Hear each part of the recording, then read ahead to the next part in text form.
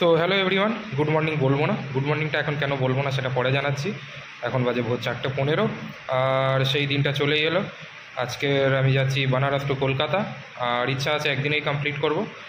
আগের দিনও কমপ্লিট করে নিতাম, বাট আজকের কমপ্লিট করবো এতটা কনফিডেন্টলি এই জন্য বলছি যে অ্যাকচুয়ালি আমি রাত্রিবেলা বিহার রাইড করতে চাইছিলাম না। তার জন্য আমার আসার ভিডিওতে তোমরা সবাই দেখেছো যে আমি ঝাড়খণ্ড বিহার বর্ডারে দাঁড়িয়ে গিয়েছিলাম, ওখানেই স্টে করেছিলাম। বাট আজকে তো আমার ওই টাইমে মোটামুটি আমি কলকাতায় প্রায় ঢুকেই যাব। সো ওই জন্যই বেরিয়ে গেছি, আর ইচ্ছা আছে আজকে কমপ্লিট করার। বাট আমি যেরকম আগে সবাইকে বলে যে এটা নিজেও মানি, ডেস্টিনেশন ম্যাটার করে, কতটা ডিস্টেন্স কভার করছি বা একদিনে যেতে পারছি নাকি সেইটা ম্যাটার করে না। সো যদি না যেতে পারি, মাঝখানে যদি বডি পারমিট না করে, আমি নিশ্চয়ই কোনো হোটেলে স্টে করে যাব, আর তোমরা পুরোটাই দেখতে পাবে। সো চলো এবার ডাইরেক্ট মেন রাস্তায় দেখা হচ্ছে। যেমনটা বলেছিলাম ডাইরেক্ট মেন রাস্তাতেই দেখা হবে। তো এখন ফাইনালি আমি বানারসের মেন রাস্তায় উঠতে চলেছি। এই রাস্তাটা ডান দিকে গিয়ে সোজা একদম একটা ব্রিজ পাবো, মানে ব্রিজ উঠতে হবে না, ব্রিজের নিচ থেকে বাদিক চলে গেলেই আমি হাইওয়ে পেয়ে যাব, যেটাকে বলা হয় NH-19। আর এই জায়গাটাকে বলা হয় DLW মোড়। সো কালকে একটু কাজের জন্য গেছিলাম ঘাটের দিকে। তো অসাধারণ লাগছিল, মানে প্রচুর লাইট আর মানুষও সেরকম এসছে, অনেক বাঙালিও দেখলাম। কথা বলিনি, তার কারণ হচ্ছে অনেকে অকওয়ার্ড ফিল করে, বা হতে পারে ভাববে যে না জানা নেই চেনা নেই হঠাৎ করে এসে কথা বলছে। তো এখানে একটু দাঁড়িয়ে গেলাম এই জন্যই যে আমার ট্রাইপডটা ঠিকঠাক বাঁধা হয়নি, যার জন্য ওটা একটু ডিস্টার্ব করছিলো। তো ট্রাইপডটাও ঠিক করে বেঁধে নিলাম, কারণ আগের দিন পেছনে আমার একটা ট্রলি ছিল ছোট, যার জন্য ট্রাইপডটা ভালো সেট ছিল। বাট যেহেতু এবারে ট্রলি নেই, শুধুমাত্র ব্যাগটা নিয়ে যাচ্ছি, অসুবিধাটা এটাই হচ্ছে যে ট্রাইপডটা বারবার ঘুরে যাচ্ছে। হয়তো পড়বে না, বাট হয়তো একটু বেরিয়ে থাকলে কোনো গাড়ি ওভারটেক করতে গেলে বা কাউকে কোনো চলন্ত মানুষের পাশ দিয়ে আমি যদি একটু কাটিয়ে বেরোতে যাই, তার লেগে যেতে পারে। তো সেফটি অলওয়েজ ফার্স্ট। যাই হোক, বাধা হয়ে গেছে, চলো স্টার্ট করলাম। এবার ডাইরেক্ট হাইওয়েতেই দেখা হচ্ছে। ভেবেছিলাম ডাইরেক্ট হাইওয়েতে উঠেই ক্যামেরাটা ওপেন করব, বাট সামনে একটা বোর্ড আসছে, এই বোর্ডটা তোমাদের দেখানোর জন্যই ওপেন করলাম। এই বোর্ডটা যখন ক্রস করব, যদি তোমরা ভালো করে দেখো, দেখতে পাবে একদম ডান দিকে লেখা আছে Kolkata 675 kilometre.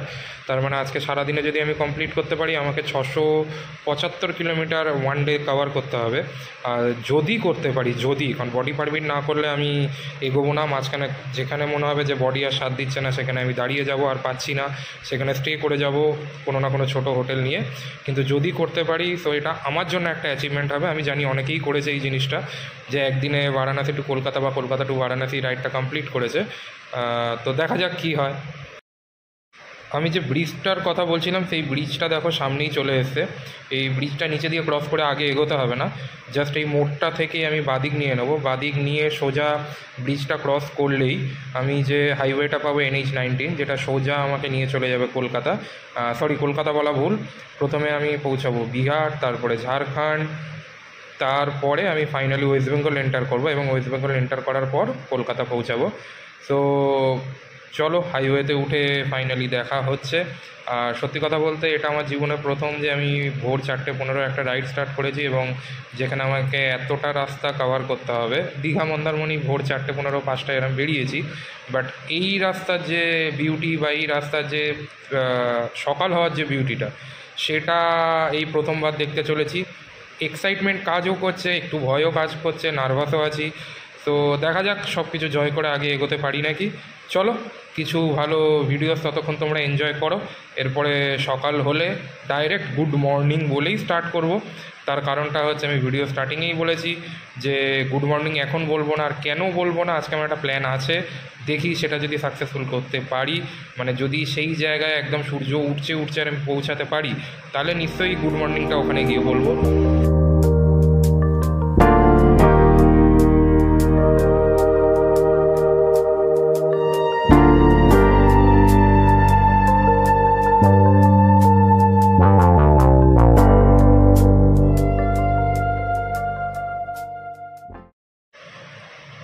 So guys, plan successful.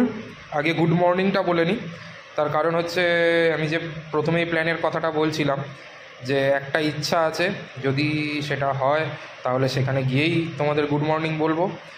এই জায়গাটা থেকে আশা করি সবাই বুঝতে পারছো, যারা এই রাস্তায় রাইড করেছো বা 4 হুইলার নিয়ে এসে বা এই রাস্তায় যাদের যাতায়াত আছে, যে এটা হচ্ছে বিহার আর ইউপি বর্ডার। মানে এই মুহূর্তে আমি ইউপি ক্রস করে বিহারে এন্টার করছি। আর এই মুহূর্তে গাইস আমি গুড মর্নিং বলছি ইন্ডিয়ার একটা স্টেট থেকে না, দুটো স্টেটে দাঁড়িয়ে। আমার পিছন দিকে আছে উত্তরপ্রদেশ, সামনে আছে বিহার, এবং দুটো স্টেটের বর্ডারে দাঁড়িয়ে সবাইকে very very very good morning. আর আশা করছি আজকের দিনটা সবার ভালো যাবে, কালকের দিনটাও সবার ভালো যাবে, কারণ কাল কালী পূজা এবং তার সাথে সাথে দিওয়ালিও। সো হ্যাপি দিওয়ালি সবাইকে। আর এই ভিডিওটা বেশি বড় করার ইচ্ছা নেই, তার কারণ হচ্ছে অলরেডি আসার ভিডিওটা দুটো, যেহেতু দুদিনে এসেছিলাম তাই দুটো পার্টে করেছিলাম। আজ এটা যদি আমি একবারে পৌঁছাতে পারি একটা পার্টেই করব, আর দুবারে পৌঁছাতে পারলে দুটো পার্টেই করব। তো দেখা যাক আগে কি হচ্ছে না হচ্ছে, সমস্ত কিছুটাই তোমরা দেখতে পাবে। আর চলো আবারও রাস্তার কিছু ভালো ভিডিওস, ভালো ভিউজ তোমরা এনজয় করতে থাকো। দেখা হচ্ছে আমার প্রথম ব্রেক।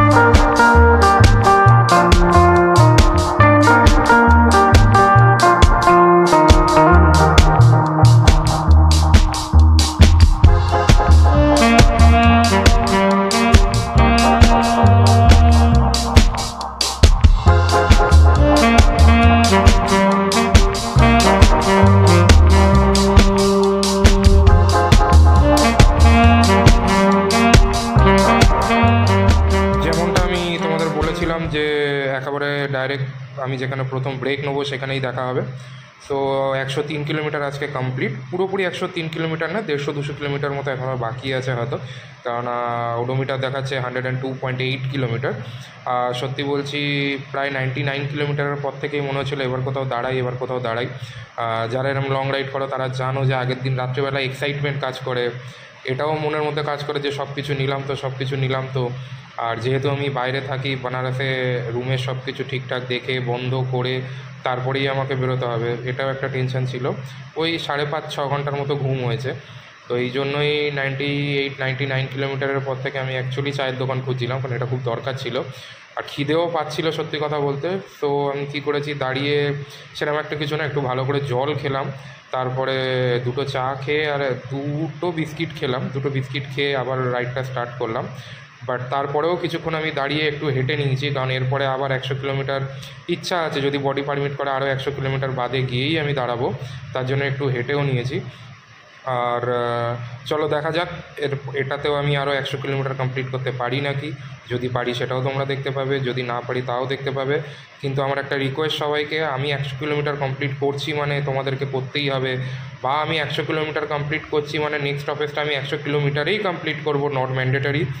কারণ আমি সবসময় বলি যে ডিস্টেন্স ম্যাটার করে না, ডেস্টিনেশন ম্যাটার করে। আগে অনেক লম্বা রাইড করতে হবে, আগে অনেক জায়গা দেখার আছে, তো তার জন্য সেফলি আজকের ডেস্টিনেশনে আমাকে পৌঁছাতেই হবে, আর নিজেকে সেফভাবে নিয়েই পৌঁছাতে হবে, কারণ যদি কিছু হয়ে যায় তাহলে আগে যে এত স্বপ্ন সেটা পূরণ হবে না।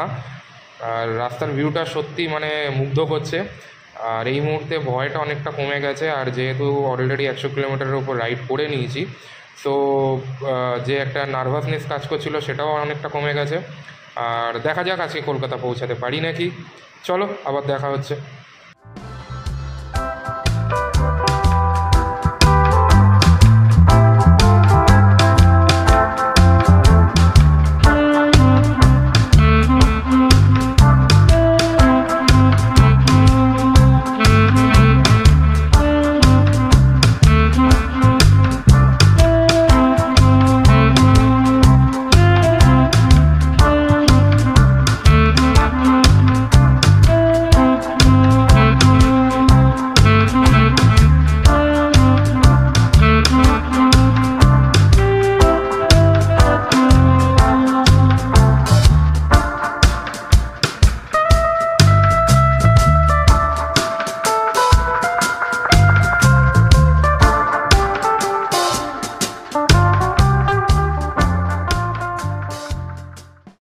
তো আজকের সেকেন্ড ব্রেকটাও আমি নিয়ে নিয়েছি, সেকেন্ড স্টপেজ।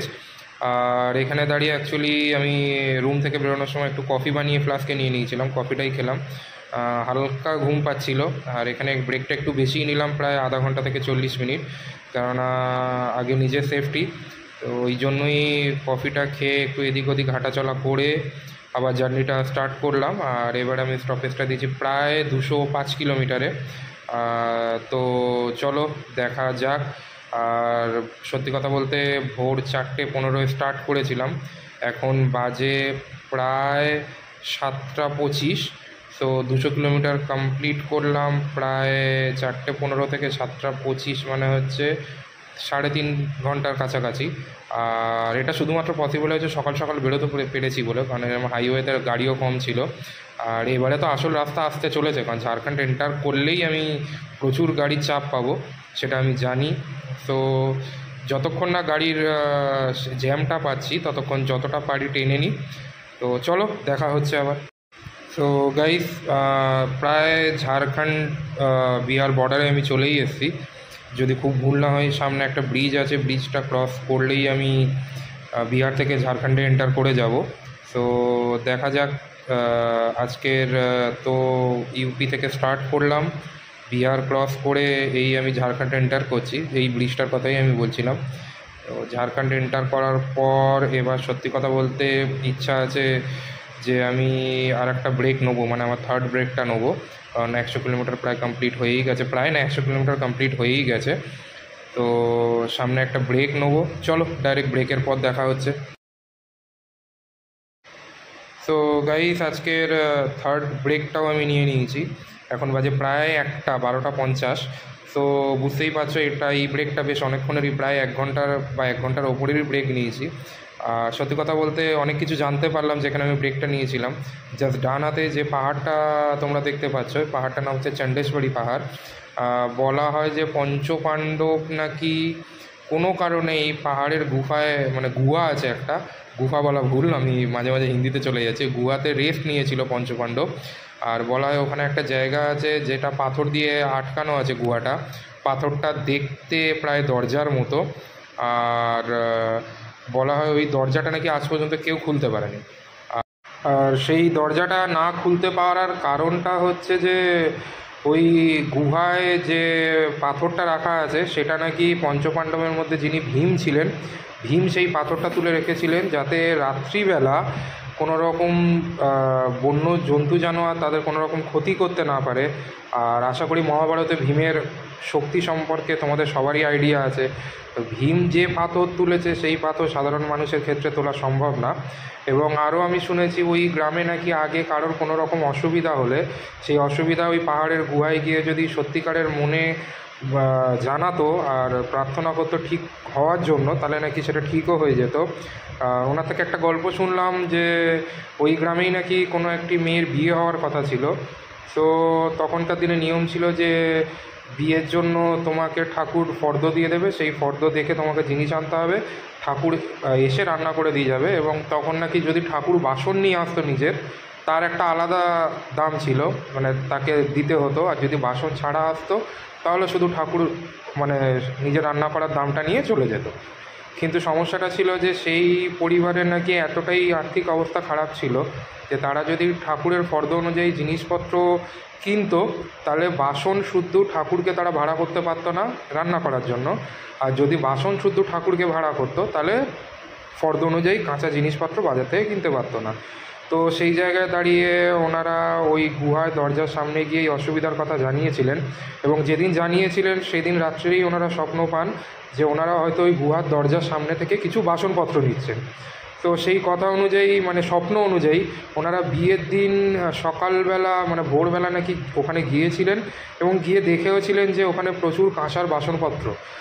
তো ওনারা ওই বাসনপত্রগুলো নিয়ে আসেন এবং ওনাদের মেয়ের বিয়েও খুব সুন্দরভাবে সম্পন্ন হয়। এবং যেদিন বিয়ে সম্পন্ন হয় তার পরের দিনই রাত্রিবেলা ওনার মেয়ে একটি স্বপ্ন দেখেন, মানে যার বিয়ে ছিল, যে ওনারা ওখানে গিয়ে আবার বাসনগুলো ধুয়ে রেখে দিয়ে আসতেন। তো তারপরে গিয়ে নাকি ওনারা বাসনগুলো ধুয়ে ওনাকে রেখে ওখানে রেখে দিয়েও এসেছিলেন। এবং তারপরে যখনই কেউ গেছে গিয়ে নাকি ওখানে বাসনগুলো দেখতে পায়নি। বাট পুরোটাই কাল্পনিক এবং গল্পকথা। কেননা মানে গল্পকথা ইন দ্য সেন্স আমি বলতে চাইছি এটাকে ঠিক বা ভুল কোনোভাবেই আমি জাস্টিফাই করতে পারবো না, কারণ যিনি আমায় গল্পটা শোনালেন ওই দোকানের মালিক, উনি আমাকে বারবার একটাই কথা বললেন যে এই গল্পটা উনি ওনার বাবার থেকে শুনেছেন, ওনার বাবা ওনার ঠাকুরদার থেকে শুনেছেন। ওনার ঠাকুরদার যিনি বাবা ছিলেন উনি নাকি এই জিনিসটা মানে চাক্ষুষ দেখেছিলেন যে গ্রামের অনেক মানুষের সেখান থেকে হেল্প হয়। বাট আজকের ডেটে এরকম কোনো কিছুই হয় না। আমি কারণ জিজ্ঞেস করায় উনি আমাকে জানালেন যে এরকমই নাকি একজন বাসনপত্র নেওয়ার পর বাসনপত্র ভালোভাবে না ধুইয়ে সেখানে রেখে এসেছিলেন, তারপর থেকে আর এরকমভাবে প্রার্থনা করলে কোনো কিছু পাওয়া যায় না। আর ওই পাহাড়ের ঠিক 2 কিলোমিটার পেছনেই একটা জায়গা আছে, জায়গাটার নাম সুরসুন্ডি। তো সেখানেও নাকি প্রচুর মন্দির আছে, আগে একটাই মন্দির ছিল, বাট জায়গাটা এতটাই জাগ্রত যে মানুষ গিয়ে সেখানে যদি কোনো কিছু প্রে করে তো সেই মনস্কামনাটা পূর্ণ হয়।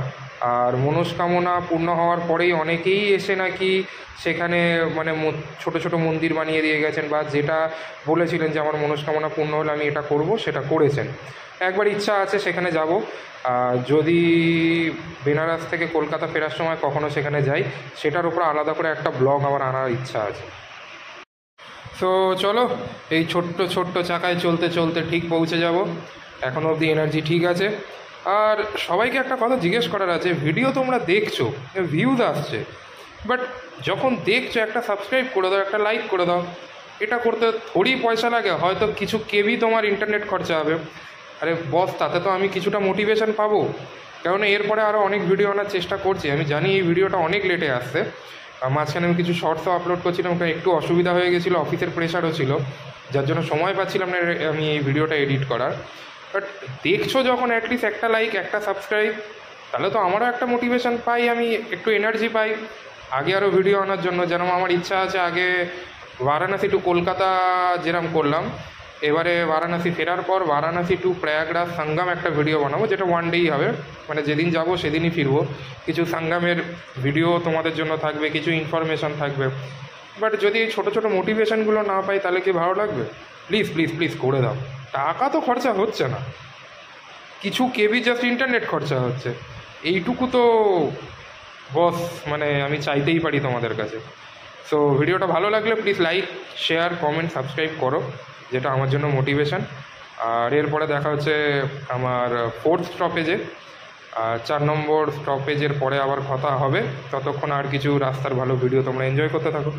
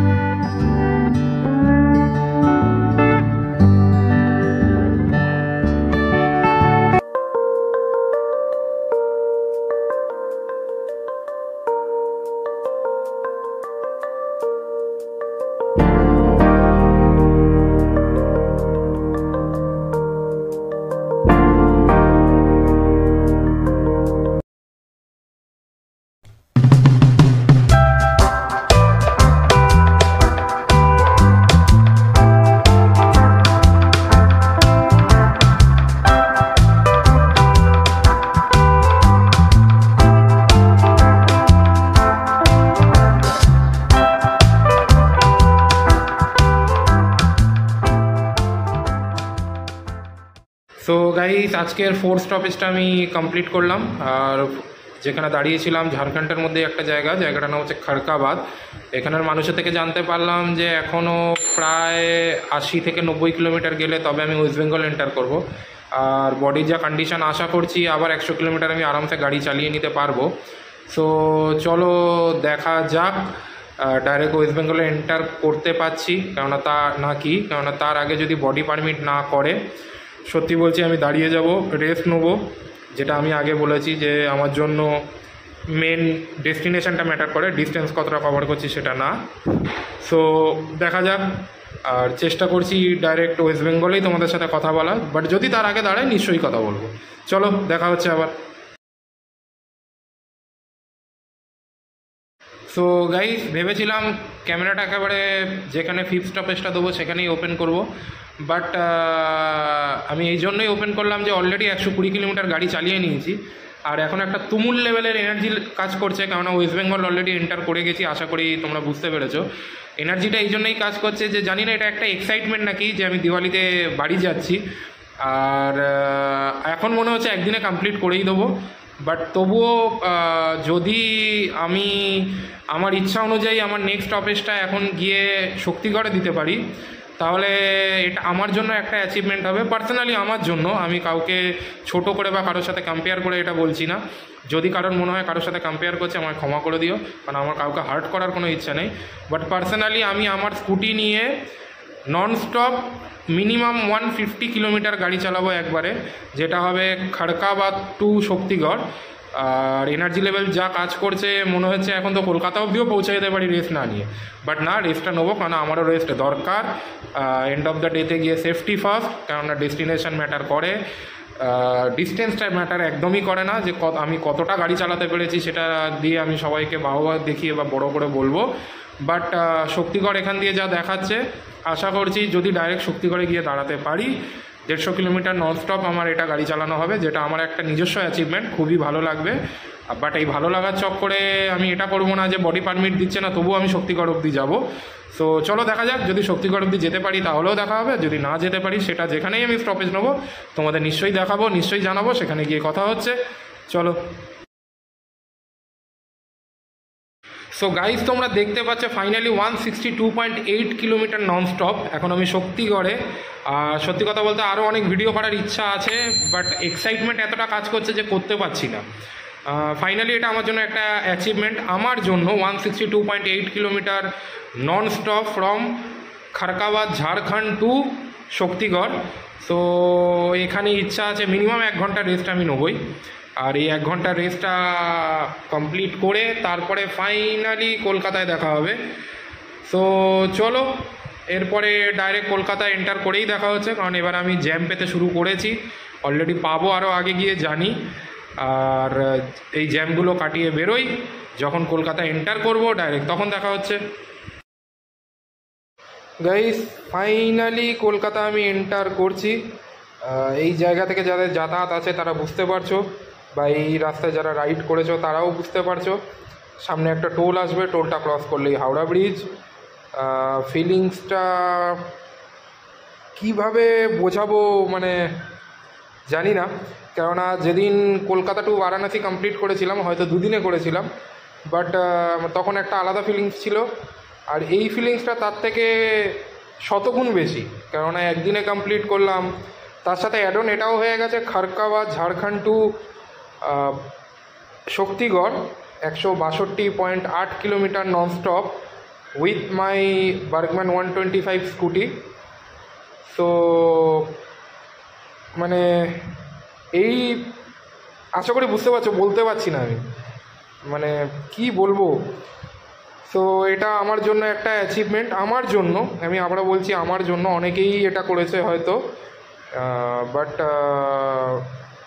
তাদেরকে আমি ছোট করছি না, কেননা আমি সবসময় একটা কথা বলার চেষ্টা করি, মানে এবারে এটা বলবো না যে ডেস্টিনেশন ম্যাটার করে, ডিস্টেন্স না, এবারে এটা বলবো যে পার্টিকুলার প্রত্যেকটা মানুষের জন্যই তার ছোট ছোট জিনিস এক একটা অ্যাচিভমেন্ট। সে যদি কোনো কিছু সাকসেসফুলভাবে করতে পারে সেটা তার জন্য অ্যাচিভমেন্ট। সো প্লিজ, যদি তোমরা কেউ এটা করে থাকো যারা আমার ভিডিও দেখছো, তারা এই হিসাবে দেখো না যে আমি এই অ্যাচিভমেন্টটা বলে মানে তাদেরকে দেখানোর চেষ্টা করছি যে আমিও করেছি তোমরাও করেছো। আমি জাস্ট এটাই বোঝানোর চেষ্টা করছি এটা আমার জন্য একটা পার্সোনাল অ্যাচিভমেন্ট। আর অলরেডি হাওড়া ব্রিজ আমি উঠতে শুরু করেছি, আর কয়েক মিনিটের মধ্যে হাওড়া ব্রিজ আমি ক্রস করব। আর বস, কলকাতা ছেলে কলকাতায় এন্টার করেছে, আর তাও আবার দিওয়ালিতে। সো মানে দিওয়ালিতে বলে যে মানে কি বলবো আমি, না মানে যা বলতে চাইছি সেটা বলে বোঝাতে পারছি না, মানে পুরোটা গুলিয়ে ঘেটে হয়ে যাচ্ছে। সরি, কলকাতায় ঢুকে গেছি তো, তাই কলকাতা টাইপের ল্যাঙ্গুয়েজ চলে আসছে। তো দিওয়ালিতে কলকাতা আমায় ওয়েলকাম করছে, সামনেই তোমরা দেখতে পাচ্ছ। এই আমি হাওড়া ব্রিজ ক্রস করতে চলেছি। So welcome to my city of joy, Kolkata. যাই হোক, আমার কলকাতা, আমার প্রাণের শহর কলকাতা। আর দিওয়ালিতে প্রচুর এনজয় করব। তো চলো এবার ডাইরেক্ট আমার ডেস্টিনেশনে দেখা হচ্ছে। ততক্ষণ কিছু ভালো ভিডিও তোমরা এনজয় করতে থাকো।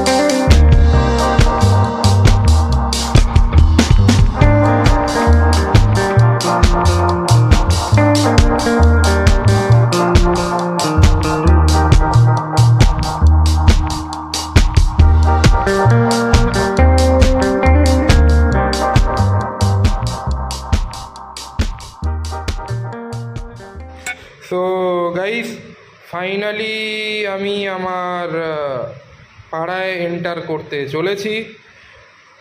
আর যদি ভিডিওটা ভালো লেগে থাকে, কাইন্ডলি একটা সাবস্ক্রাইব, একটা লাইক, একটা শেয়ার, একটা কমেন্ট তোমাদের থেকে আশা করব।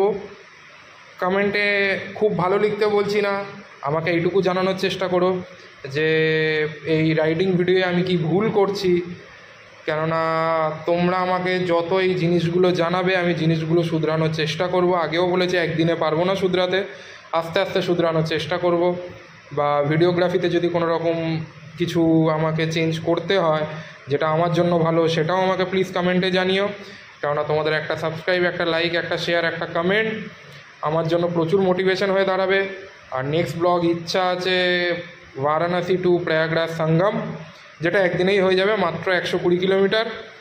সো আবার বলছি, প্লিজ ভালো লেগে থাকলে সাবস্ক্রাইব, লাইক, শেয়ার, কমেন্ট করতে ভুলো না। জয় হিন্দ, হ্যাপি দিওয়ালি সবাইকে।